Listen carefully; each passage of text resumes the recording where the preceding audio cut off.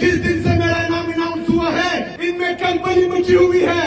ये जो है मुझसे डरे हुए हैं, इनके पैर कांप रहे हैं। लेकिन मैं आज वादा बता दूं कि ना मेरा कप्तान आप लोगों के सामने झुका है, ना कप्तान का ये खिलाड़ी तुम्हारे सामने झुकेगा इंशाल्लाह।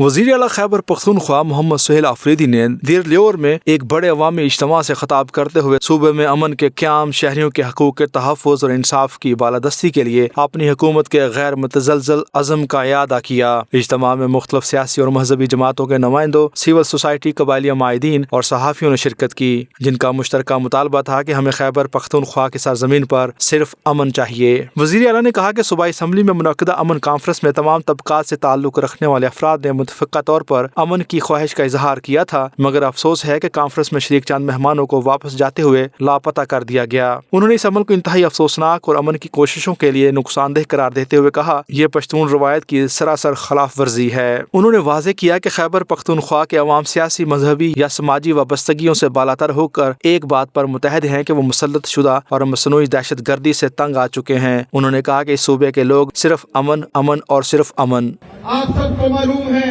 कि खैबर पख्तूनख्वा असेंबली में एक अमन जिरगा हुआ, जिसमें तमाम सियासी और मजहबी जमातों ने, हमारे सिविल सोसाइटीज के लोगों ने, सहाफियों ने, कबायली मशरान ने, पख्तून मशरान ने, हर मकतबा फिक्र से लोगों ने वहाँ पर शिरकत की और उनका एक ही मुतालबा था कि हम खैबर पख्तूनख्वा की सरजमीन पर सिर्फ और सिर्फ अमन चाहते हैं, अमन चाहते हैं, अमन चाहते हैं। वज़ीर आला ने कहा कि दहशतगर्दी की नई लहर कोई कुदरती सूरत हाल नहीं बल्कि एक मुनज़्ज़म साजिश का नतीजा है। उन्होंने कहा कि दहाइयों से ऐसे फैसले सूबे पर मुसल्लत किए जाते रहे जिनसे अवाम की जिंदगी मुश्किल, मईशत तबाह और नस्लें मुतासर हुई। उनके बकौल 78 साल से इस खित्ते ने सबसे ज्यादा खून दिया, सबसे ज्यादा कुर्बानियाँ दी और सबसे ज्यादा जख्म खाए। उन्होंने मुल्क के मुख्तलिफ इलाकों में पुरअमन शहरियों पर ताकत के इस्तेमाल और फायरिंग के वाक़यात, जिनमें 9 मई, 26 नवंबर, मुरीदकी और दीगर सानियात शामिल है, की शदीद मजम्मत की। वज़ीर आला ने कहा कि हमें याद रखना चाहिए कि रिज़्क़, इज्जत, जिंदगी और मौत अल्लाह के हाथ में है, इसलिए हम जुल्म से नहीं डरते।